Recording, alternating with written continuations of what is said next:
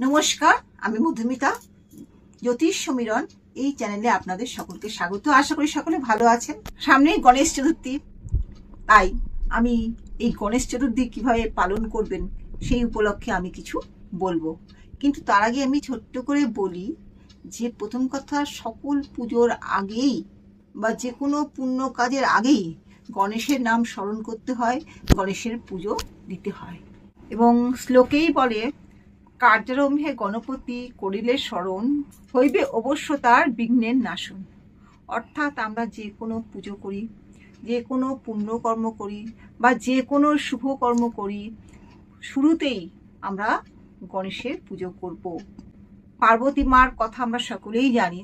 গণেশের যখন মাথা ছিন্ন হয়ে যাওয়ার পরে আবার যখন হাতির মাথা বসানো হয়, তখন পার্বতী মার নির্দেশ মতন সকলেকেই বলা হয় যে কোনো পুজোর আগে গণেশের পুজো করতে হবে, না হলে কোনো দেবতা পুজো গ্রহণ করবেন না। সেই প্রথা এখনো চলে আসছে, তাই সকল পুজোর আগেই গণেশ পুজো করতে হবে। আবার সামনেই গণেশ চতুর্থী, তাই আমরা সকলেই বড় করে হোক ছোট্ট করে হোক গণেশ পুজো করব। প্রথমে বলে রাখি, গণেশ ঠাকুর কিন্তু ভীষণ লিবারেল, সব ব্যাপারেই তিনি কিন্তু ক্ষমাশীল। শুধু একটু ভালোবাসা চান, একটু ভক্তি চান। ওনাকে একটুখানি মোদক, একটুখানি হলুদ ফুল আর একটুখানি ভালোবাসা, একটুখানি দুব্বা, এই দিলেই উনি খুশি। কিন্তু আমাদের জীবনে অনেক রকম সমস্যা, অনেক রকম বাধা, সেগুলো কাটানোর জন্য গণেশের পুজো অবশ্যম্ভাবী করতেই হবে।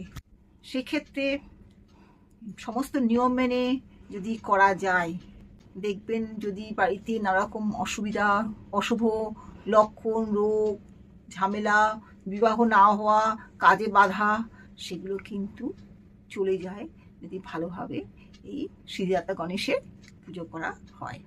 সামনে 27শে অগাস্ট বুধবার 2025 সাল, ওই দিনকে গণেশ চতুর্থী।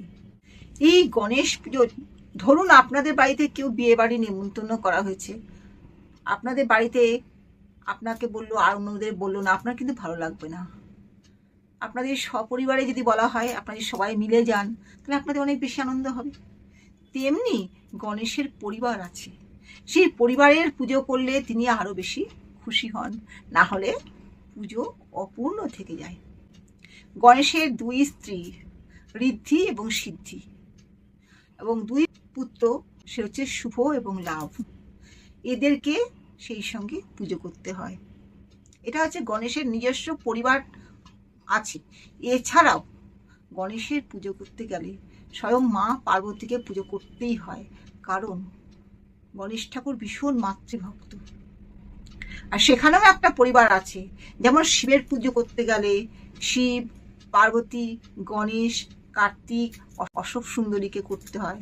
তেমনি গণেশ পুজোর সময় ঋদ্ধি সিদ্ধি শুভ লাভ ছাড়াও শিব, পার্বতী, কার্তিক এবং অশোক সুন্দরী পুজো করতে হয়। কার্তিক হচ্ছে গণেশ ঠাকুরের ভাই ও অশোক সুন্দরী হচ্ছে গণেশ ঠাকুরের বোন। এছাড়া মাতা পার্বতী এবং পিতা মহাদেব তো আছেন। ও আমরা একটা খুব সুন্দর লাইন জানি, জয় গণেশ জয় গণেশ জয় গণেশ দেবা, মাতা জাকি পার্বতী পিতা মহাদেবা। অর্থাৎ এদেরকে ছাড়া গণেশের পুজো হয় না। তাই আমি কিভাবে পরপর তাদের পুজো করবেন। আর শিব ছাড়া তো কোনো পুজো হয় না। এছাড়া দেবরাজ ইন্দ্রের পুজো করতে হয়। দেবরাজ ইন্দ্র পুজো করতে গেলে সেখানে ফুল দিতে হয় ইন্দ্রাদি দশদিকপালেভ্যো নমঃ। আমাদের কোনো পুজো করতে গেলে নবগ্রহের করতে হয়, সেখানে আদিত্যাদি নবগ্রহেভ্যো নমঃ। যেখানে আমরা বসবাস করছি সেটাকে সুস্থ রাখার জন্য বাস্তু দেবতার পুজো করতে হয়, সেখানে বাস্তু দেবতা বলে পুজো ফুল দিতে হয়। আর আমরা জল দিই, সে কিসের জল দিই? গঙ্গার জল, তাই অবশ্যই গঙ্গা পুজো করতে হয়। এছাড়াও আমরা যদি বলি সর্বদেবদেবীভ্যো বলতে হয়, কারণ আরও অনেক দেবতা আছেন, তাদের আমরা অসম্মান করতে পারি না, তাদের আমরা অবজ্ঞা বা অনাদর করতে পারি না, তাদের উদ্দেশ্যেও ফুল দিতে হয়। এবার বলবো যে পুজোর ব্যাপারটা, যে পুজো গণেশ পুজো করতে গেলে হয় 1.5 দিন ধরে করবেন অথবা 10 দিন ধরে করবেন। গণেশ চতুর্থীর কিন্তু এটাই নিয়ম। যদি আপনারা মনে করেন যে 1.5 দিন ধরে করবেন তাহলেও করতে পারেন, আর যদি চালিয়ে যাবেন সেক্ষেত্রে কিন্তু এই 10টা দিনই হয় তাকে লাড্ডু অথবা মোদক নিবেদন করবেন। আমি থরলি নিয়মগুলো বলবো, তার আগে বিশেষ বিশেষ নিয়মগুলো বলে যাচ্ছি। আর যদি 1.5 দিন মনে করেন তাহলে ওই 1.5 দিন মানে 2 দিন ধরেই কিন্তু মোদক অথবা লাড্ডু দান করবেন। আর গণেশের কিন্তু প্রিয় ফুল কি কি? সব থেকে বেশি প্রিয় হচ্ছে পদ্ম ফুল। তিনি পদ্ম পেলে ভীষণ খুশি হন এবং প্রচণ্ডভাবে আশীর্বাদ করেন। দ্বিতীয় হচ্ছে যন্ত্রপুষ্প। যন্ত্রপুষ্প হচ্ছে কি? যন্ত্রপুষ্প হলো অপরাজিতা পুষ্প। সেই অপরাজিতা ওনাকে দান করলে উনি ভীষণ খুশি হন। এছাড়া আছে লাল জবা। লাল জবাতেও তিনি খুব খুশি হন। আর একটা জিনিস আছে হলুদ ফুল, বিশেষ করে হলুদ গাঁদা ফুল, এটা দিয়েও আপনারা পুজো করবেন, এতেও উনি খুশি হন। এছাড়া অন্যান্য ফুল দিয়েও পুজো করবেন, কিন্তু এই 4টে ফুল অবশ্যই দেবেন। আরেকটি জিনিস বলা হয় শাস্ত্রে যে গণেশ হাসলে সবাই হাসে, অর্থাৎ গণেশ আনন্দ পেলে আমরা সকলেই আনন্দ পাবো বা সুখ লাভ করবো। ওই দিনকে 21টা দুর্ব নিয়ে বা 28টা দুর্ব নিয়ে সেটা অন্য একটা দুর্ব দিয়ে বেঁধে সেটা গণেশের সুরের সঙ্গে বেঁধে দিতে হয়, অথবা গণেশের ডান কাঁধে বেঁধে দিতে হয়, অথবা যদি আপনাদের গণেশের মূর্তি ছোট হয়, বাঁধতে অসুবিধা হয়, তাহলে ওনার ডান দিকে রেখে দিন বা পায়ের সামনে রেখে দিন। আরেকটি জিনিস বলবো, গণেশ হাসলে সবাই হাসে, অর্থাৎ আপনারাও সুখে থাকবেন। সেক্ষেত্রে ওই যে 21টা দুব্বার দিয়ে গণেশের পেটে সুড়সুড়ি দিলে সেটা কিন্তু গণেশ হাসেন এবং তাতে সবাই খুশি হয়, আপনারাও সুখ লাভ করতে পারেন। আর একটা যেটা কথা হচ্ছে, গণেশ চতুর্থী ছাড়াও যে কোনো বুধবার এই কর্মটাও খুব ভালো হয়, ভীষণ সিদ্ধি লাভ হয়। সেটা হচ্ছে বুধবার যদি 21টা করে দুব্বা অথবা 7খানা দুব্ব নিয়ে জড়িয়ে নিয়ে অন্য দুব্বা নিয়ে জড়িয়ে যদি তার পেটে সুড়সুড়ি দেওয়া হয় তাহলেও কিন্তু তিনি হাসেন এবং তাতে কিন্তু আপনাদেরও সুখ লাভ। এটা গেল ফুল দুব্বা। এবার উনি কি কি খেতে ভালোবাসেন? উনি প্রথম কথা হচ্ছে মোদক। মোদকটা খুব উনি পছন্দ করেন। মোদক কিন্তু সব দেবদেবীর পক্ষেই শুভ মোদক দেওয়া। আর উনার আরেকটি পছন্দের জিনিস হচ্ছে লাড্ডু। এখানে মোদক আপনারা অনেক রকমভাবে করতে পারেন। সেক্ষেত্রে হচ্ছে আপনারা সুজি দিয়ে, ক্ষীর দিয়ে, চিনি দিয়ে, এলাচ দিয়ে ওটা মোদক বানাতে পারেন, অথবা লাড্ডু দিয়ে মোদক বানাতে পারেন, অথবা নারকেল দিয়ে তার সঙ্গে চালের গুঁড়ো দিয়ে, একটু ময়দা দিয়ে, চিনি দিয়ে ওটাকে কড়াইতে নেড়ে চেড়ে নিয়ে তারপরে মোদক বানাতে পারেন। আপনাদের যেটা পছন্দ হয়, অথবা দোকান থেকেও মোদক কিনে তাকে দিতে পারেন। এছাড়াও আমরা ছোটবেলা থেকে দেখে এসেছি, যেটা এখনকার বাচ্চারা খায় না, আমরা কিন্তু ভীষণ খেতাম, সেটা হচ্ছে চিনির মোদক, অর্থাৎ লম্বা করে মোদক। ওটাও কিন্তু এই মোদক জিনিসটা অত্যন্ত শুভ এবং পবিত্র বলে শাস্ত্রে বলা আছে। এরপর আসছে ফল। কি ফল উনি পছন্দ করেন? উনি পছন্দ করেন, প্রথম ফল হচ্ছে কলা, দ্বিতীয় হলো নারকেল। নারকেলও আপনারা ফলের মধ্যে, এই 5টা ফলের মধ্যে একটা রাখবেন। হচ্ছে একরকম ফল হচ্ছে কলা, দ্বিতীয় রকম ফল হচ্ছে নারকেল, তৃতীয় ফল পাকা আম। হলুদ আম ওনার খুব পছন্দ, হলুদ কলা যেমন পছন্দ, হলুদ আমও তার পছন্দ। হলো 3 রকম ফল। 4 রকম হচ্ছে, চতুর্থ হচ্ছে আপেল। এছাড়া আপনারা রচনা সাজাতে পারেন। রচনাটা কি? একটা শুকনো পাত্রের মধ্যে, অবশ্যই ভেজা পাত্র নয়, শুকনো পাত্রের মধ্যে খই, মুরকি, চিড়ে, বাতাসা, চিনির মোদক, নকুলদানা, নাড়ু, তিলের নাড়ু, নারকেল নাড়ু, ক্ষীরের নাড়ু, এগুলো আপনারা থালায় করে সাজিয়ে দেবেন। এই রচনা হচ্ছে গণেশ ঠাকুরের অত্যন্ত প্রিয়, তাই রচনা দিতে যেন ভুলবেন না। এরপর কিভাবে আপনারা গণেশ ঠাকুরকে সাজিয়ে বসাবেন? রচনা গেল। উনি ক্ষীর খেতে খুব ভালোবাসেন, তাই আপনারা ক্ষীর দিতে পারেন। ইচ্ছা করলে একটু কষ্ট করে যদি পোলাও বানিয়ে দেন সেটাও খুব ভালো হবে, অথবা যদি পায়েস করে দেন, একটু সুজির পায়েস করতে পারেন, চালের পায়েস করতে পারেন, একটু বাদাম দেবেন, ওনার বাদাম, কাজু বাদাম হোক, অসমর্থ হলে চিনে বাদাম দিয়ে করতে পারেন। সেটাও করবেন। এছাড়া অনেকেই কাজু বরফি তৈরি করে, কাজু দিয়ে মোদক তৈরি করে, কাজু বাটা দিয়ে করে সেখান থেকে তার মধ্যে ঘন ক্ষীর মিশিয়ে আপনারা তার সঙ্গে একটু দই, অল্প করে দই দিতে পারেন, একটু ছানা দিতে পারেন, তার একটু চিনি, তার এলাচ, এগুলো দিয়ে একটু ভালো করে কড়াইতে, পুজোর কড়াইতে নেড়ে চেড়ে মোদক বানিয়ে হাতে করেও করতে পারেন। এখন তো মোদকের ছাঁচ আকছাড় পাওয়া যায়, সেটাতেও করতে পারেন। দেখুন, সবটাই করতে হবে আমি কিন্তু সেটা বলছি না, ছোট্ট করে করলেও উনি খুশি, কিন্তু আপনাদের সাধ্য মতন যতটা পারবেন ততটাই কিন্তু ভালো হবে। উনাকে এইগুলো দিলে উনি যত খুশি হবেন, আপনার তত সুখ বৃদ্ধি হবে, সুখ লাভ হবে, উন্নতি হবে, বাধা বিঘ্ন দূর হবে। এবং সর্বোপরি আমার অভিজ্ঞতা থেকে বলছি যে নেগেটিভ এনার্জি ভীষণভাবে চলে যায়। অন্যান্য দেবদেবীরা কি হয়, তাদের পুজো করলে আমাদের অনেক রকম সমস্যা থাকে, বিঘ্ন থাকে, দেবতারা সেগুলো কাটিয়ে দেন, কিন্তু উনি বিঘ্নটাই হতে দেন না, সর্ববিঘ্ন নাশ করেন। বা কোনো অশুভ শক্তি যদি থাকে উনি সহজেই দূর করে দিতে পারেন। গণেশের সঙ্গে যিনি স্ত্রী রয়েছেন, স্ত্রীগণ অর্থাৎ ঋদ্ধি সিদ্ধি, তাদের পুজো করতে গেলে যেমন লাভ হয়, অর্থাৎ ঋদ্ধি লাভ হয়, সিদ্ধি লাভ হয়। গণেশকে পুজো করলে তার স্ত্রীরাও খুশি হন, আর স্ত্রীদের পুজো করলেও গণেশ খুশি হন। সেক্ষেত্রে ঋদ্ধি সিদ্ধির পুজো করলে ঋদ্ধি লাভ, সিদ্ধি লাভ হয়। এছাড়া তার দুই সন্তান রয়েছেন শুভ এবং লাভ, অর্থাৎ এদের পুজো করলে আমাদের শুভ হয়, আমাদের লাভ বাড়ে, লোকসান হয় না কখনো।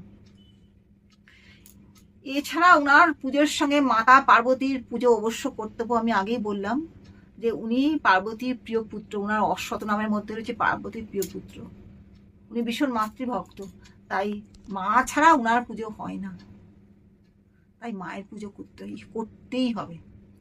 কিভাবে আপনারা সাজাবেন গণেশ ঠাকুরকে সেটা এবার বলি। প্রথম কথা, তো কোনো কিছু করার আগে আমরা পবিত্র হয়ে নিই, অর্থাৎ চান করে নিয়ে বা স্নান করে নিয়ে ভালো পরিষ্কার নতুন জামা পরে নিই, যেখানে পুজো হবে সেই জায়গাটা পরিষ্কার করে নিই। এরপর যেটা করতে হবে, একটা উঁচু জায়গায় টেবিল বা উপর প্রথমে একটা লাল কাপড় বিছিয়ে দিতে হবে। এবার একটা সিংহাসন পেতে তার মধ্যে লাল কাপড় দিন, এবার তলায় একটা লাল কাপড় দেওয়ার পর সিংহাসন পাতবেন, তারপর লাল কাপড় সেই সিংহাসনে দিয়ে, এবার সিংহাসনটাও লাল কিনতে পারেন। তারপরে যেটা করবেন, স্বস্তিক চিহ্ন এঁকে নেবেন। স্বস্তিক চিহ্ন কী দিয়ে আঁকবেন? চালের গুঁড়ো দিয়েও আঁকতে পারেন, অথবা সব থেকে ভালো হয় আতপ চাল, যেগুলো আস্ত আতপ চাল, সেগুলো সুন্দর করে নিয়ে একটু এক মুঠো নেবেন, নিয়ে স্বস্তিক চিহ্ন এঁকে নিন। স্বস্তিক চিহ্ন আঁকার পরে দুটো দাগ ডান দিকে, দুটো দাগ বাঁ দিকে দেবেন। অর্থাৎ কি, একটা ডান দিকে বা বাঁ দিকে দুটো দাগ, একজন হচ্ছে স্ত্রী আর একজন পুত্র, মানে দুই দিকেই রইল একজন স্ত্রী একজন পুত্র, এদিকেও একজন স্ত্রী একজন পুত্রকে মানে করা হলো। এবার এই আঁকার পরে তারপরে ওখানে গণেশ ঠাকুরের মূর্তি বসান। যদি মূর্তি না থাকে তাহলে ফটো বসান, কিন্তু মূর্তি যদি আপনারা কিনে থাকেন তাহলে ভালো কথা, যদি না কিনে থাকেন পিতলের মূর্তি হতে পারে, মাটির মূর্তি হতে পারে, পাথরের মূর্তি হতে পারে, বা স্ফটিকের মূর্তিও হতে পারে। এই মূর্তিগুলোর কিন্তু বিশেষ বিশেষ গুণ আছে, পিতলের মূর্তিতে ভীষণ ভালো। এবার সুরের কথা বলি, কিরকম যদি আপনারা কিনে না থাকেন। 3 রকমের সুর থাকে, ডান দিকের দিকে সুর থাকে, সুরটা বাঁ দিকে বেঁকানো থাকে, অথবা সামনের দিকেও থাকতে পারে। বলা হয় বাঁ দিকে বেঁকানোর সুর খুবই ভালো হয়, তিনটেরই তাৎপর্য আছে, কিন্তু সংসারের ক্ষেত্রে বাঁ দিকে সুর যেটা রয়েছে সেটা ভালো, কিন্তু মাঝখানে যেটা সুর হয় সেটা সব থেকে ভালো। কিন্তু এইরকম মূর্তিটা এইরকম মূর্তি সহজে পাওয়া যায় না বা সহজলভ্য নয়, তাই বাঁ দিকেরটা হলেও ভালো। তবে যাদের ডান দিকে আছে তার মানে এই না তারা আপনার মূর্তিটাকে ফেলে দেবেন, ওটাও আপনারা রেখে দেবেন, ওটাতেও পুজো হবে, ওটাও ভালো। এবার গণেশ মূর্তি বসানোর পরে আবার দুদিকে 2 সুপুরি রাখবেন, একটা একটা করে। হয় সুপুরিকে সেই লাল হলুদ সুতো দিয়ে মুড়িয়ে দেবেন, অথবা যদি মনে করেন লাল সুতো দিয়ে মোড়াতে পারছেন না, তখন সিঁদুরের ফোঁটা দেবেন, দুটোতে নিয়ে দুপাশে রাখবেন। এবার আরেকটি জিনিস করবেন, সেটা হচ্ছে মা পার্বতীর উদ্দেশ্যে। সেক্ষেত্রে একটা পান পাতা নেবেন, সোজা করে নেবেন, তার মধ্যে সুপুরি নেবেন, আর সুপুরি রাখার আগে চাল দিয়ে বা চালের গুঁড়ো দিয়ে, একান্ত চালের গুঁড়ো যদি না পারেন গোলা তৈরি করতে, তাহলে আপনারা হলুদ দিয়ে করতে পারেন।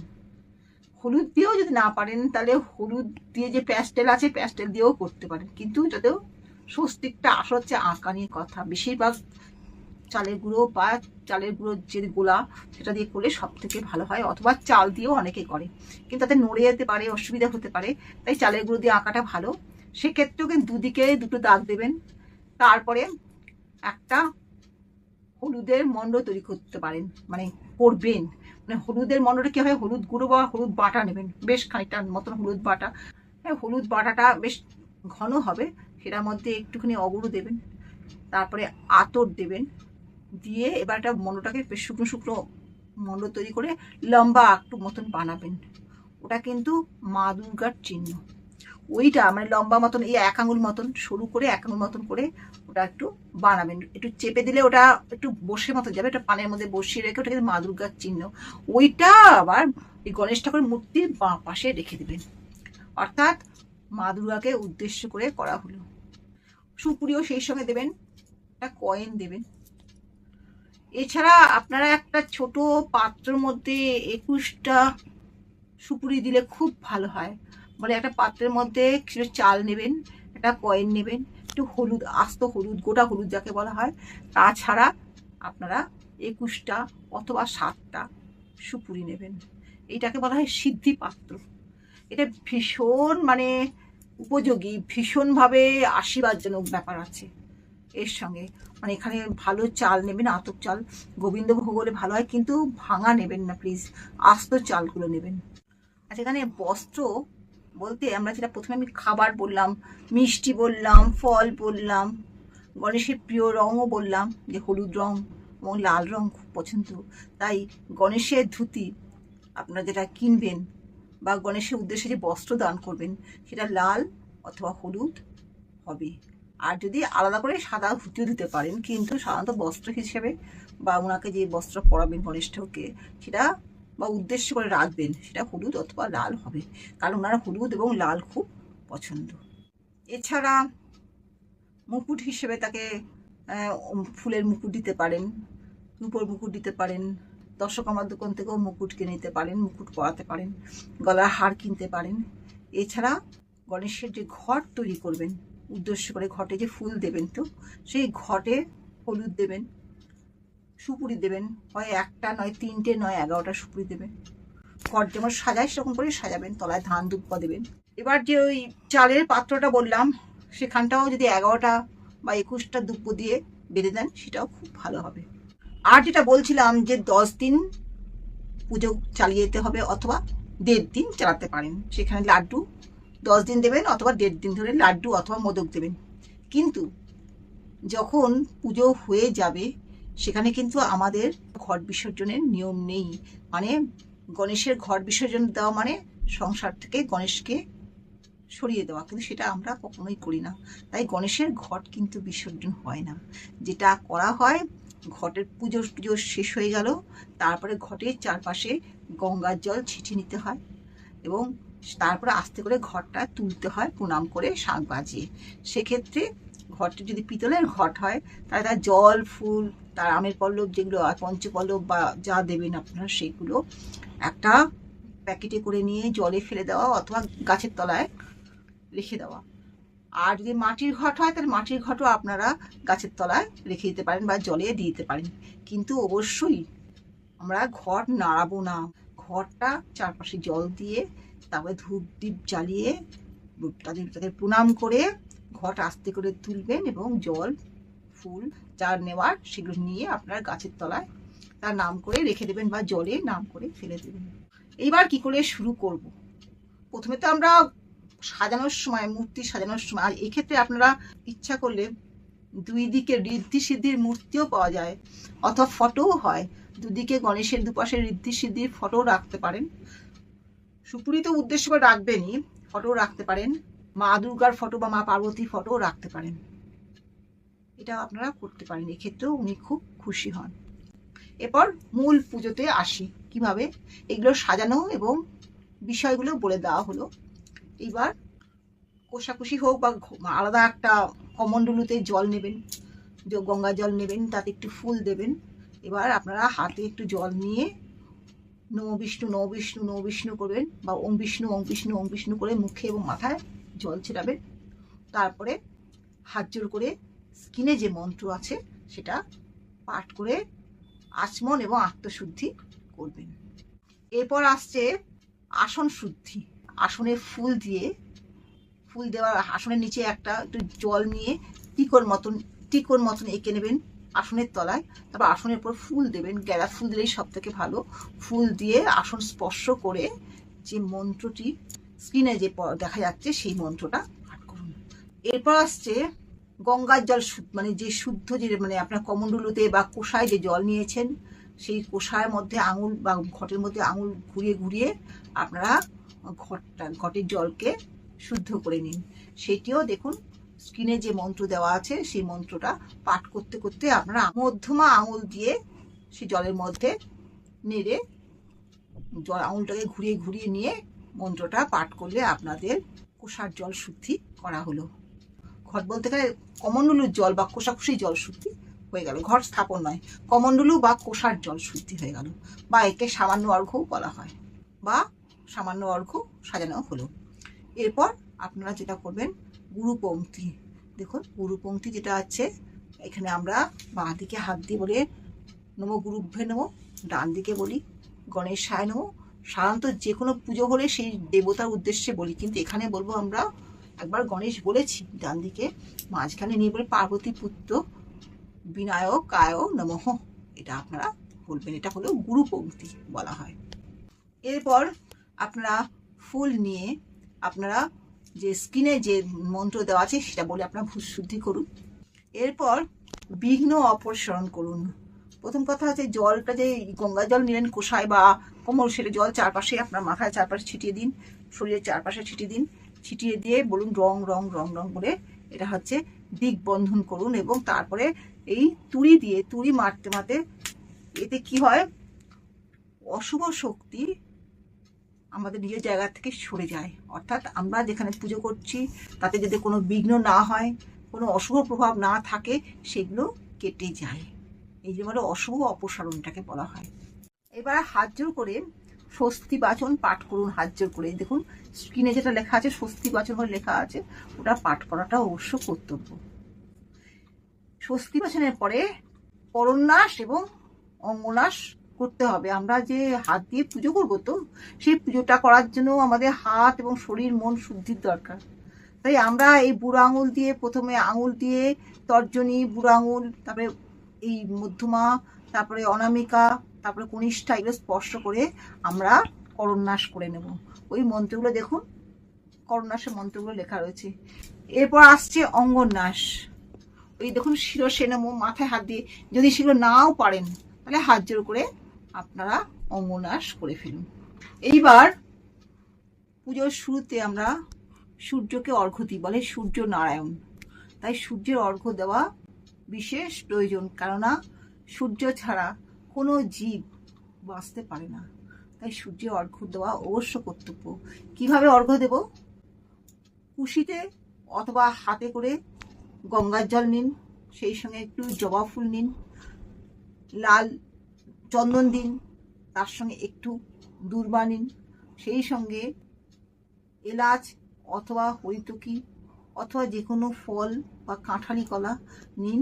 নিয়ে সূর্যকে অর্ঘ্য দিয়ে এই ঘটের সামনে একটা অবশ্যই তাম্বুলকুণ্ড পাত্র বা যে কোনো একটা কাদা উঁচু থালা রাখবেন, কারণ ঘটে সব দেওয়া যায় না, পড়ে যেতে পারে। সেই জন্য সবসময় সামনে একটা ওই ঘটের যা দেবেন সেই উদ্দেশ্য করে ওই থালার মধ্যে রাখলে আপনাদের সুবিধে হবে। তাহলে এইভাবে আপনারা সূর্যার্ঘ্য দিন। এবার সূর্যার্ঘ্যর পরে যেটা করে সংকল্প, অর্থাৎ আমি যে পুজোটা করছি সেই সংকল্প, সেটা অনুমতি নেওয়া, এবং আমি এটা করছি এটা ঈশ্বরকে জানানো। তাই এটাকে বলে সংকল্প, যে আমি আজকে পুজোটা করছি, আমার একটা উদ্দেশ্য আছে, আমি আশীর্বাদ চেয়ে নিচ্ছি, আমি ওনাদের পারমিশন চেয়ে নিচ্ছি, আমি এই পুজোটা করছি, এটাই বলে যে সংকল্প। তাই সংকল্পের সময় সবসময় একটা ফল, কিছু না হলে একটা এলাচটা বলে খুব শুদ্ধ ফল, খুব সাকসেস ফল।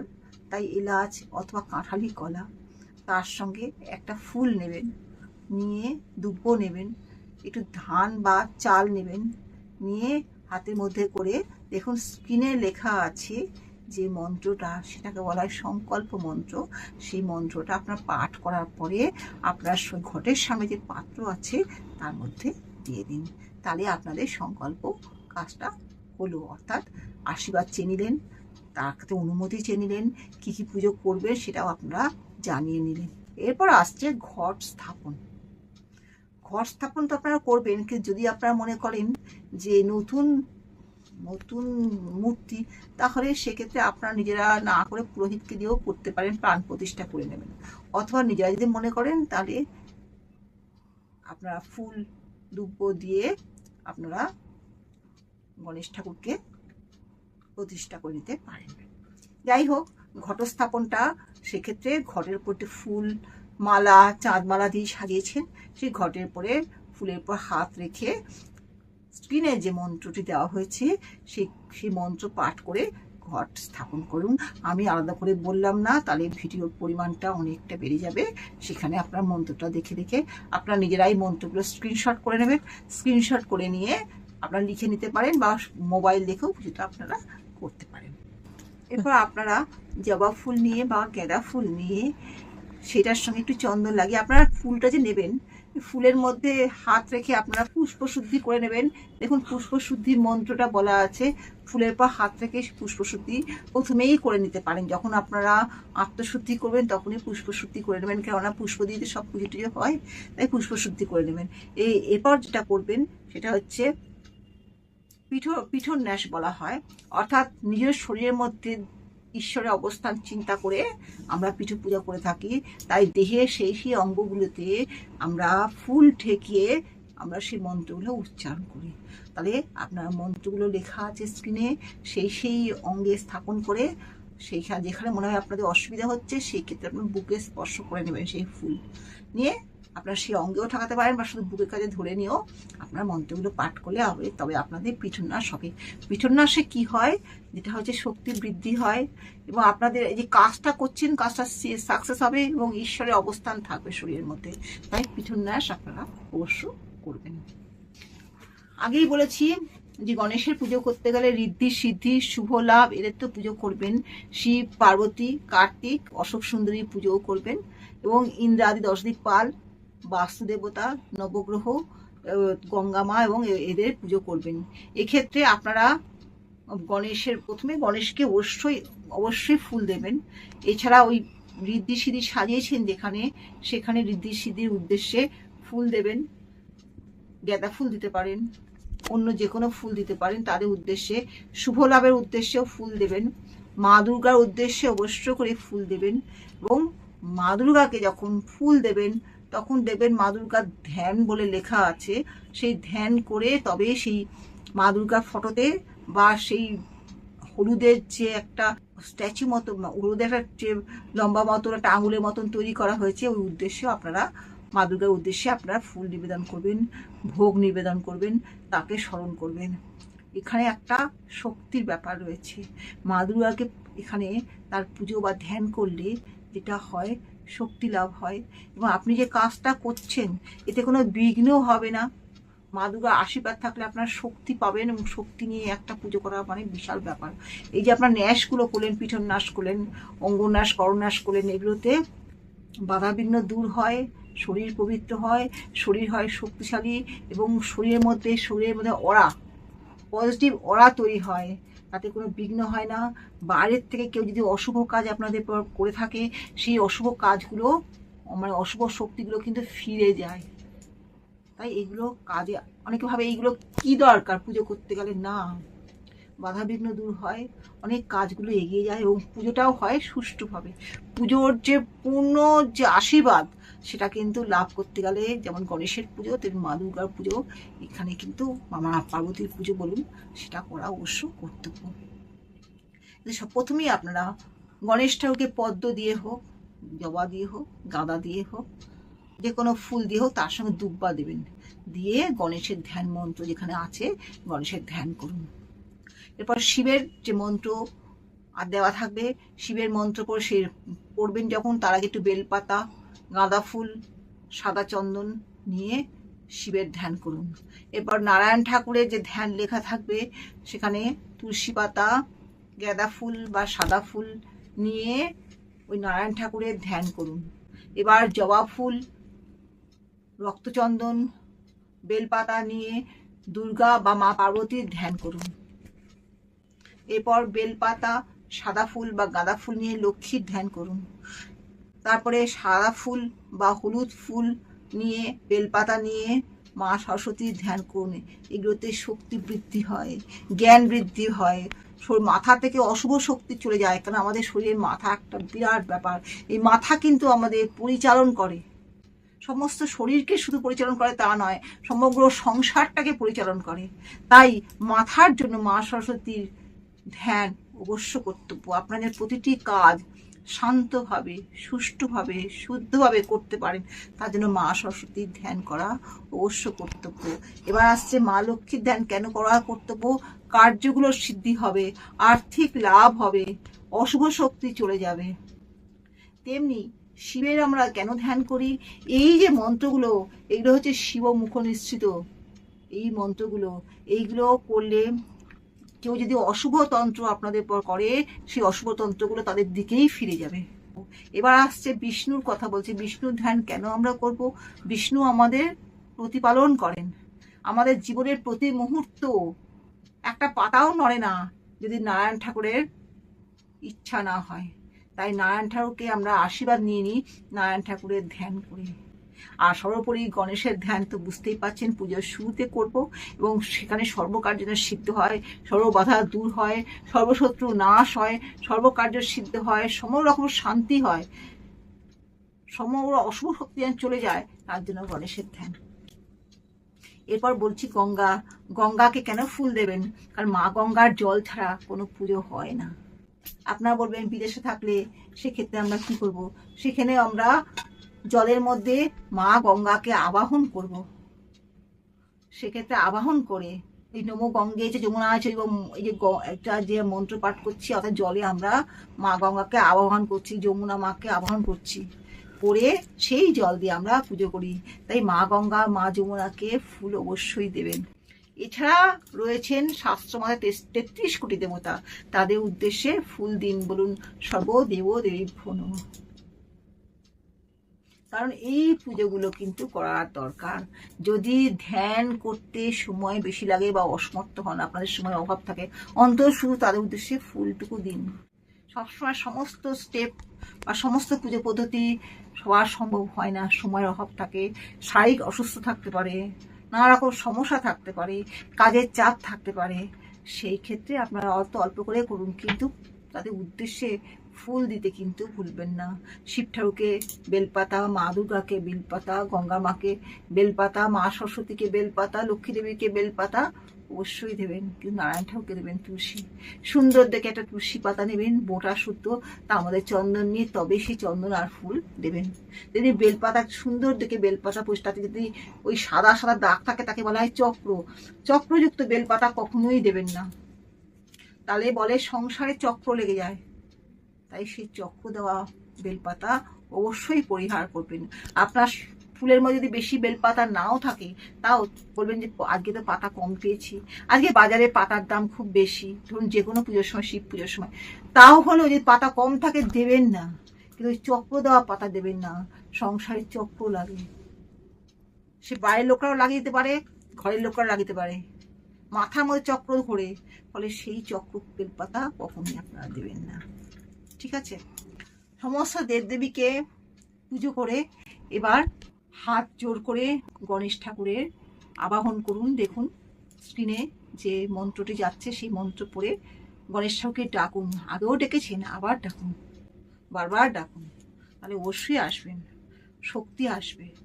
এরপর দূর্বা, গাঁদা বা জবা বা পদ্ম নিয়ে গণেশ ঠাকুরের ধ্যান করুন। দেখুন ধ্যান মন্ত্র লেখা আছে, পরেও ধ্যান করবেন গণেশের, সেটাও ধ্যান মন্ত্র আলাদা। একাধিক ধ্যান মন্ত্র আছে, যখন যেটা প্রযোজ্য আমি সেটাই বলে দেব। এবার আসন দান।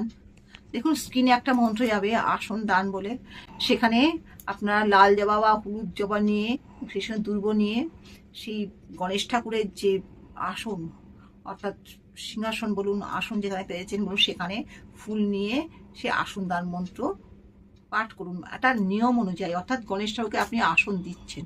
হ্যাঁ, আপনি বলবেন আসন তো আগেই দিয়ে দিয়েছি, আপনি তো পেতেছেন, কিন্তু পাতার সঙ্গে সঙ্গে মন্ত্র হয় না, আমরা আগে সাজিয়ে গুছিয়ে নিয়ে তবেই আমরা পুজোটা করি, তাই আপনি আসন দান করছেন। এরপর আসছে অর্ঘ্য। আপনারা একটা পাত্রের মধ্যে কলা বা কিছু না হোক, আপনারা একটা এলাচ, জবা ফুল বা পদ্ম ফুল, আতপ চাল, কারণ ওনার আতপ চাল খুব প্রিয়, তার সঙ্গে একটু মিশ্রি বা চিনি বা নকুলদানা, ফুল, দুব্ব, গঙ্গার জল, অগরু, আতর, এগুলো নিন, অর্ঘ্যের মধ্যে নিয়ে অর্ঘ্যের মন্ত্র পাঠ করুন। পাঠ করে সেই অর্ঘ্যটা ঘটে দিন বা ঘটের সামনে যে পাত্র সেখানে দিয়ে দিন। এবার আপনারা একটা পাত্রে আগের থেকে নিশ্চয়ই সাজিয়ে নেবেন, সেখানে একটা পাত্রের মধ্যে একটুখানি ঘি, একটুখানি দই আর একটুখানি মধু নিয়ে একটা চামচ দিয়ে গুলিয়ে নেবেন। এটার মধ্যে একটু ফুল দিয়ে এই যে স্ক্রিনে যে মন্ত্র আছে সে মধুপর্কের মন্ত্র পাঠ করে গণেশ ঠাকুরের উদ্দেশ্যে মধুপর্ক দিন। এটি কিন্তু গণেশের খুব প্রিয় জিনিস এবং এই মধুপর্ক ভীষণ আশীর্বাদ পাওয়া যায়। আপনারা অন্যান্য দেবতাকেও যদি কখনো মধুপর্ক দেন, মধুপর্কে অশুভ শক্তি নাশ হয় এবং আশীর্বাদ পাওয়া যায়। এবার আচমনীয় দান বলা হয়। আচমনীয় দান কি? জল নিয়ে তার সঙ্গে একটুখানি এলাচ, একটুখানি ফুল নিয়ে স্ক্রিনের মন্ত্র পাঠ করুন, পাঠ করে আচমন কমপ্লিট করুন, অর্থাৎ ঈশ্বরের আচমনের কথা বলছি। এবার একটি পাত্রে দুধ, দই, ঘি, মধু এবং শর্করা, শর্করা বলতে চিনি অথবা মিষ্টি অথবা নকুলদানা অথবা বাতাসা অথবা মিষ্টি রস দিয়ে পঞ্চামৃত তৈরি করুন এবং পঞ্চামৃতে ফুল দিন। ফুল দিয়ে স্ক্রিনের যে মন্ত্র আছে সেই মন্ত্রটা পাঠ করলে তবে পঞ্চামৃত দান হয়। এইবার স্নান মন্ত্র যে লেখাটা পাবেন আপনারা স্ক্রিনে, তার আগে যেটা করবেন, আপনারা একটা পাত্রের মধ্যে যেটা করবেন, গঙ্গার জল, ফুল, ফুল মানে ওনার পছন্দের জবা ফুল বা গাঁদা ফুল, তার সঙ্গে অগরু, চন্দন এবং সেই সঙ্গে আতর মিশিয়ে সেইটা আপনার ঘটে বা সামনে তাম্বুল কুণ্ডে দিন। আর একবার নিয়ে আপনার ছোট্ট যে বস্ত্র, গামছা বা ছোট গামছা বা ছোট বস্ত্রের মধ্যে এই মেশানো জলটুকু দিয়ে আপনারা গণেশ ঠাকুরের দেহ আস্তে আস্তে করে মুছিয়ে দিন, অর্থাৎ এটাই তার স্নান হলো বা পরিমার্জন হলো।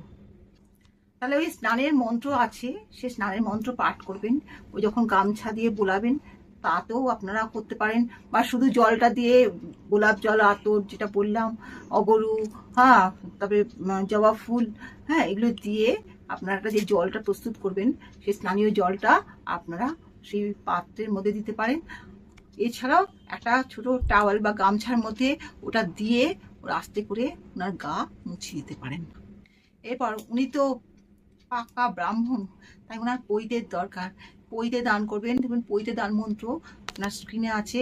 আমি কেন বারবার মন্ত্র বলছি, মন্ত্রগুলো হচ্ছে শিব মুখ নিঃসৃত বেশিরভাগই, তাই এই সমস্ত মন্ত্র পাঠ করে খুব শক্তি লাভ করা যায়, কোনো অশুভ শক্তি আক্রমণ করতে পারে না, কোনো বাধা আসতে পারে না, সমস্ত কাজ সিদ্ধ হয়। তাই আমি মন্ত্রের ব্যাপারটা এত বেশি জোর দিচ্ছি। হ্যাঁ, পুজো উপচার করা ভালো, কিন্তু মন্ত্রগুলো অবশ্যই পাঠ করুন, শক্তি হবে, আপনার নিজের ভালো হবে। এইভাবে মন্ত্র পাঠ করে আপনার যজ্ঞোপবীত বা যাকে বলে পৈতে ওটা মন্ত্র পাঠ করে আপনারা গণেশের গলায় পরিয়ে দিতে পারেন বা সামনে রেখে দিতে পারেন। এবার সিঁদুর দান। সিঁদুর ব্যাপারটা একটু অন্যরকম। গণেশের সিঁদুর লাল সিঁদুর হতে পারে, মেটে সিঁদুর হতে পারে, তাই লাল সিঁদুরের সঙ্গে আপনার লাল চন্দন নেবেন এবং একটু গোলা করে নেবেন। আবার অথবা মেটে সিঁদুরের সঙ্গে হলুদ চন্দন হলে বেশি ভালো, সেটা গোলা করে নিয়ে, কিভাবে গোলা করবেন, অগুরু এবং আতর দিয়ে গুলিয়ে নিয়ে সেটাকে মন্ত্র পাঠ করে, যেটা স্ক্রিনে দেখা যাবে সেই মন্ত্র পাঠ করে আপনারা গণেশ ঠাকুরের কপালে দিয়ে দেবেন মন্ত্র পাঠ করে। এবার সেইখানেই আবার সে একটা আস্ত আতপ চাল বা গোবিন্দভোগ চাল ওটার মধ্যে একটু আটকে দেবেন, ওনার খুব পছন্দের জিনিস এটা। এই তিলকটা হচ্ছে ওনার খুব পছন্দের, মধ্যে একটু সাদা দেবেন, দেখতেও খুব সুন্দর লাগবে। লাল গোল টিপের মধ্যে একটা ছোট্ট দেখি একটা আতপ চাল সেই সঙ্গে দিয়ে দেবেন। আপনারা ভাবেন ও আতপ চালটা পড়ে যাবে না তো? না, যেহেতু এটা গোলার সিঁদুর ওর মধ্যে আটকে যাবে। এবার আসছে আভরণ দান। এটা আগের থেকেই গণেশ ঠাকুরকে পরেই রাখবেন, ওগুলো স্পর্শ করে করবেন। ধরুন আপনার গলার মালা কিনে দিলেন, ছোট গণেশের মালা, সেটা হচ্ছে সোনার বা রূপোর বা ইমিটেশন হতে পারে, বা পুঁতির হতে পারে, বা স্টোন। বেশিরভাগই ওই হলুদ এবং লাল পুঁতির মালা বা লাল যুক্ত মালা ওনাকে দেবেন। মুকুটটাও যদি দেন সেখানে যেন লালের স্পর্শ থাকে। হাতে যদি কোনো বালা বা ওরকম ধরনের কিছু দিতে চান সেক্ষেত্রেও কিন্তু এটা করবেন, তাতে লাল এবং হলুদ অবশ্যই যেন থাকে রংটা। এটা ওনার খুব পছন্দের রং, এবং এইগুলো স্পর্শ করে আপনারা এই আভরণ দান মন্ত্রটা পাঠ করুন। এবার গন্ধদান। একটা ফুলের মধ্যে লাল চন্দন নিন, অগরু নিন, আতর নিয়ে সেইটা গণেশ ঠাকুরকে উদ্দেশ্য করে দিন, এবং দেখুন এই গন্ধদান মন্ত্রটা পাঠ করুন। এবার হচ্ছে পুষ্পদান। ওনার প্রিয় হচ্ছে পদ্ম ফুল, আগেই বলেছি, জবা ফুল, হলুদ গাঁদা ফুল অথবা অপরাজিতা ফুল। এই যে কোনো একটা ফুলের সঙ্গে বা যে কটা ফুল পারেন তার সঙ্গে রক্তচন্দন মিশিয়ে আপনারা ওই স্ক্রিনে যে পুষ্পদান মন্ত্র আছে সেই মন্ত্র পাঠ করতে করতে তার পায়ে নিবেদন করুন। পদ্ম দিলে উনি খুব খুশি হন এবং আপনাদের কাজ খুব তাড়াতাড়ি সিদ্ধ হয়ে যাবে।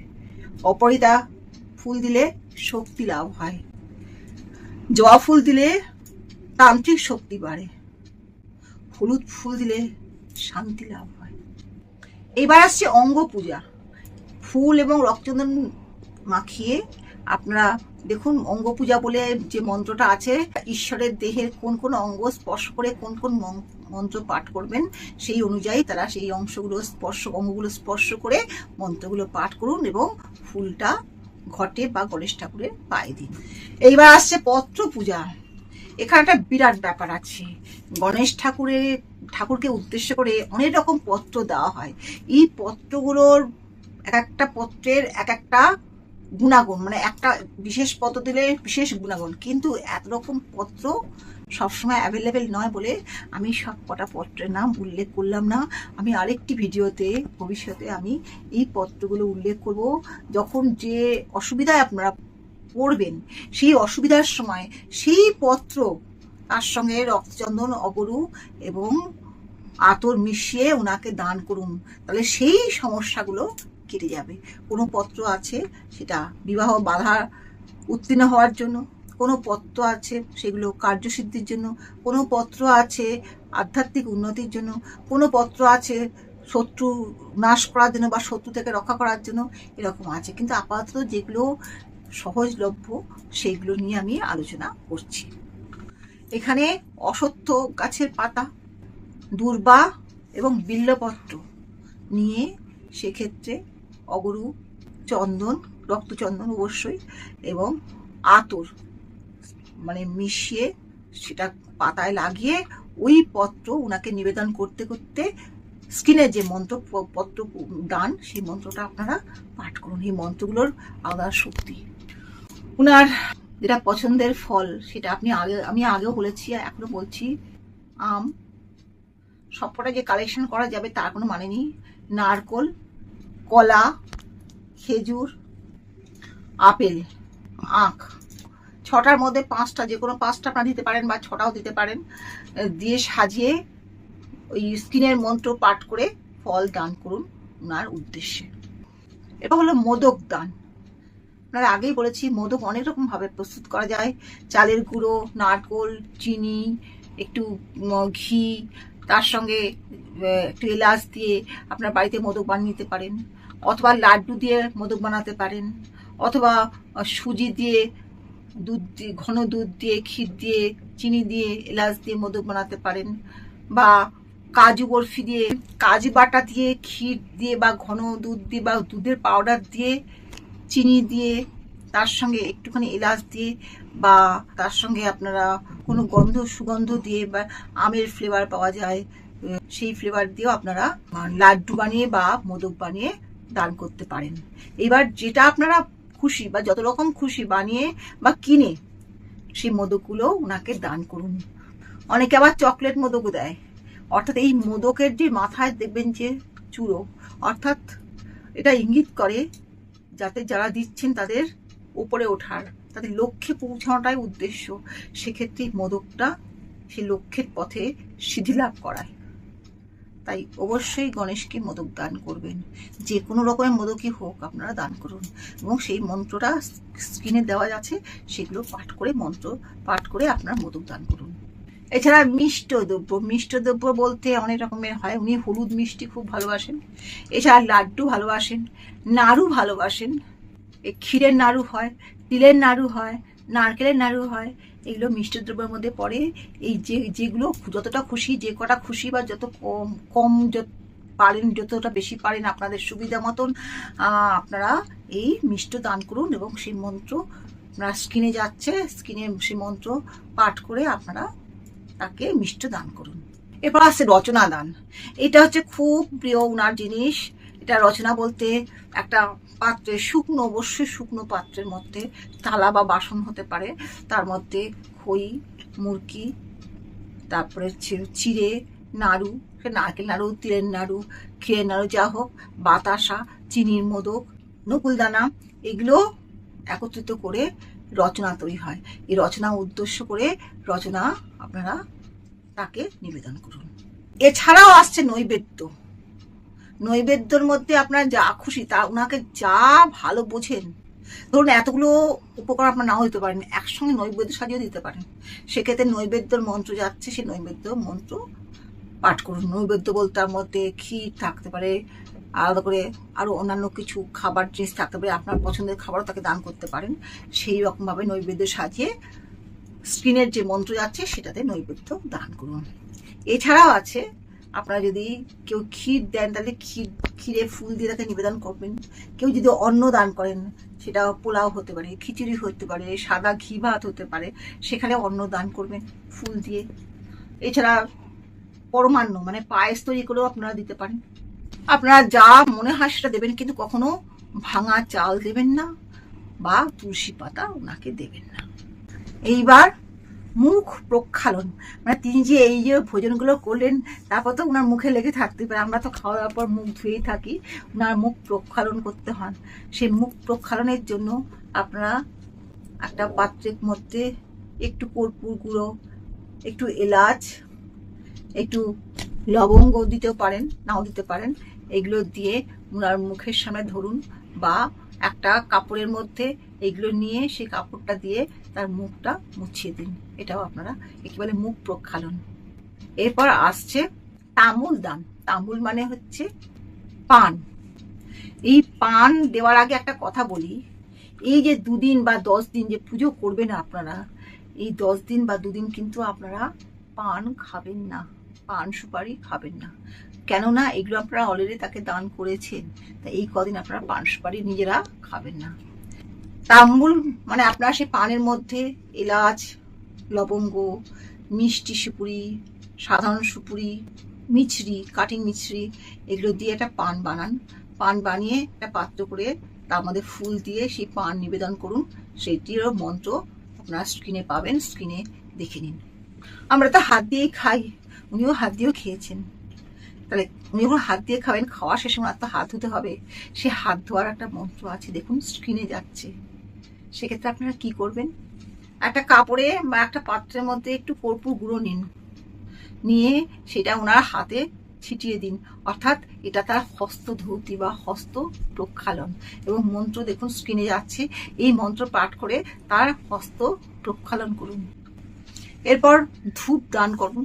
ধূপকাঠি তো দেবেনই, এছাড়া একটা ধুনোর যে পাত্রের মধ্যে আপনার কিছুটা ছোবড়া, কর্পূর, তারপরে ঘি বা ঘিয়ের প্রদীপ তার মধ্যে দিয়ে, সেই সঙ্গে গুগুল, ধুনো এগুলো দিন, দিয়ে জ্বালিয়ে দিন। জ্বালিয়ে, সেই পাত্র জ্বালিয়ে আস্তে আস্তে ওনাকে আরতি করুন। সেই আরতি, ধূপদানের আরতি মন্ত্র স্ক্রিনে যাচ্ছে, সেই স্ক্রিনে ওই মন্ত্র পড়ে আপনারা ধূপদান করুন। ধূপকাঠি দিয়ে আরতি করুন মন্ত্র দিয়ে। এবার দীপ দান করুন। এখানে দীপ অবশ্যই আপনারা একটা প্রদীপের মধ্যে প্রথম কথা হচ্ছে ঘি দেবেন সেখানে, এবং ঘি দিয়ে তার মধ্যে একটু কর্পূর দিয়ে বা কর্পূর তেল দিয়ে আপনারা আরতি করুন। দেখুন দীপদানের মন্ত্র যাচ্ছে স্ক্রিনের মধ্যে, সেই স্ক্রিনে দীপদান করুন।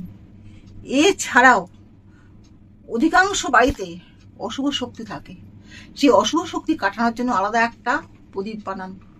সেই প্রদীপ নিন, তার মধ্যে কিছুটা কর্পূর তেল, কিছুটা তিল তেল, কিছুটা ল্যাভেন্ডার তেল, কিছুটা চামেলি তেল একত্রিত করে ওটা একটা সলতেল দিয়ে ওটা সলতের মাধ্যমে প্রদীপটা দান করুন।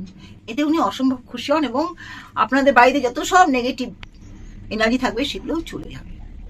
পুনরায় আপনারা জবা ফুল বা গাঁদা ফুল, তার সঙ্গে আপনারা লাল চন্দন নিন, নিয়ে পুনরায় ধ্যান করুন। দেখুন আরেকটি ধ্যান মন্ত্র যাচ্ছে, সেই ধ্যান করবেন, অর্থাৎ শুরুতে যেমন করেছেন শেষের দিকেও আবার করতে হবে। এরপর জবা ফুল বা গাঁদা ফুল বা উপরিতে ফুল, তার সঙ্গে দূর্বা, তার সঙ্গে রক্তচন্দন নিয়ে পুষ্পাঞ্জলি দিন। স্ক্রিনের মন্ত্র দেখে আপনারা পুষ্পাঞ্জলি দিন। তারপরে হাত জোড় করে প্রণাম মন্ত্র পাঠ করুন। দেখুন ওই মন্ত্র পাঠ করে ওনাকে নমস্কার জানান। এরপর স্ক্রিনে যাচ্ছে গণেশের অষ্টোত্তর শতনাম। ওই অষ্টনাম আপনারা যদি একটু কষ্ট করে পাঠ করেন ভীষণ লাভ হয়, অশুভ শক্তি দূর হয়, সর্বকার্য সিদ্ধ হয়। পাঠ করুন। এটা শুধু এই চতুর্থী দিনে নয়, এটা অন্য দিনও পাঠ করুন। এরপর গণেশের স্তব পাঠ করুন। এবার গণেশ ঠাকুরের স্তোত্র পাঠ করুন। দেখবেন স্ক্রিনের মধ্যে স্তোত্র লেখা আছে, সেই স্তোত্র পাঠ করুন। এরপর যেটা করবেন, আপনারা মনে মনে চিন্তা করবেন যে আপনারা গণেশ ঠাকুরকে প্রদক্ষিণ করছেন, এটা মনে মনে চিন্তা করুন এবং ওই মন্ত্র যেটা স্ক্রিনের মধ্যে লেখা আছে সেই মন্ত্র পাঠ করুন, প্রদক্ষিণ করছেন মনে করে। আপনাদের যেটা মনোবাসনা সেটা আপনারা প্রার্থনা করে জানান। অবশ্যই শুনবেন, নিশ্চয়ই শুনবেন। উনি মানুষকে খুব ভালোবাসেন, রক্ষা করেন, উনি রক্ষাকর্তা, তাই ওনাকে প্রার্থনা করুন। আপনার যত সমস্যা আছে উনি নিশ্চয়ই সমাধান করবেন। এরপর আপনারা ব্রতকথা পাঠ করতে পারেন। যেটা বলে রাখি, আপনারা আলাদা করে দুর্গা ঠাকুরের পুজো করতে পারেন, দুর্গা ঠাকুরের ধ্যান করতে পারেন, আলাদা করে দুর্গা ঠাকুরের নিবেদন করবেন।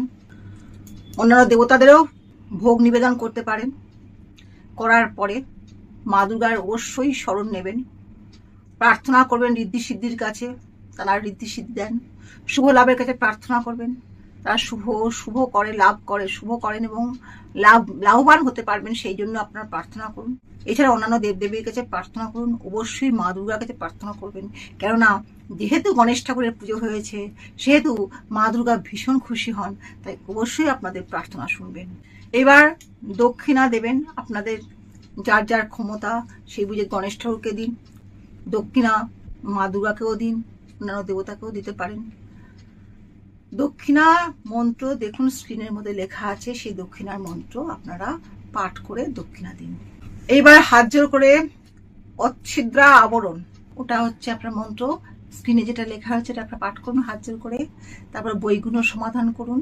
বৈগুণ্য সমাধান মন্ত্র দেখুন স্ক্রিনে যাচ্ছে, সেই হাত জোড় করে সেটাও পাঠ করুন। এবার হাতে একটু জল নিয়ে সেই জলটা বলুন যে আমি যা পুজো করলাম তাতে শুভ ফল অশুভ ফল সব আপনার পায়ে নিবেদন করলাম, এবং আবার জল নিয়ে বলুন বিষ্ণুর পায়ে নিবেদন করলাম বলে সেই জলটি আপনারা পাত্রে দিয়ে দিন। এইবার যে ঘট বা যেই কমণ্ডলু বা যে কোষাকুষির মধ্যে জল দিয়ে আপনারা তখন পুজো করছেন, এই জলটা কিন্তু অত্যন্ত শক্তিশালী হয়ে যায়। এই কোষাকুষির জলের মধ্যে আপনারা মধ্যমা আঙুল ডুবিয়ে নিয়ে এবার সে মন্ত্র, যে শান্তি মন্ত্র পাঠ করুন। এইবার এই জলটা আপনারা নিজের মস্তকে এবং সারা বাড়ি ছিটিয়ে দিন। তাহলে বাড়িতে যত অশুভ শক্তি সব চলে গিয়ে শুভ শক্তি আসবেন, অন্যান্য দেবতারাও আসবেন। কারণ গণেশ পুজো হলে অন্যান্য দেবতারাও খুশি হয়ে যান এবং তারাও আশীর্বাদ করেন। এইবার আমি আরো কতগুলি কথা, বিশেষ কথা বলছি। এই চতুর্থীর সময় যখন থেকে শুরু হয়েছে এবং শেষ পর্যন্ত এই সময় আপনারা কেউ চাঁদ দেখবেন না, এতে কলঙ্কিত হতে হয়। কারণ এখানে একটা পুরাণ কাহিনী আছে, সেটা আরেকদিন বলবো, তাই এই সময়টা আপনারা দেখবেন না। এছাড়া 11ই সেপ্টেম্বর যখন চন্দ্রোদয় হবে তখন থেকে রাত 8:45 পর্যন্ত আপনারা কিন্তু চন্দ্র দর্শন করবেন না, ওটাও কিন্তু নষ্ট চন্দ্র, অর্থাৎ এই সময়টা চন্দ্র দর্শন নিষিদ্ধ। তাই এই সময়টা আপনারা চন্দ্র দর্শন করলে আপনাদের ক্ষতি হবে। যদি আপনারা এই নষ্ট চন্দ্রের সময় ভুল করে চন্দ্র দর্শন করে ফেলেন বা চন্দ্র দর্শন হয়ে যায়, সেক্ষেত্রে আপনারা গঙ্গার জল বা পবিত্র জল হাতে নিয়ে স্ক্রিনে যে মন্ত্রটা যাচ্ছে সেই মন্ত্র পাঠ করুন, যাতে আপনাদের কলঙ্কিত না হতে হয় বা অশুভ শক্তি আপনাদের আক্রমণ করতে না পারে।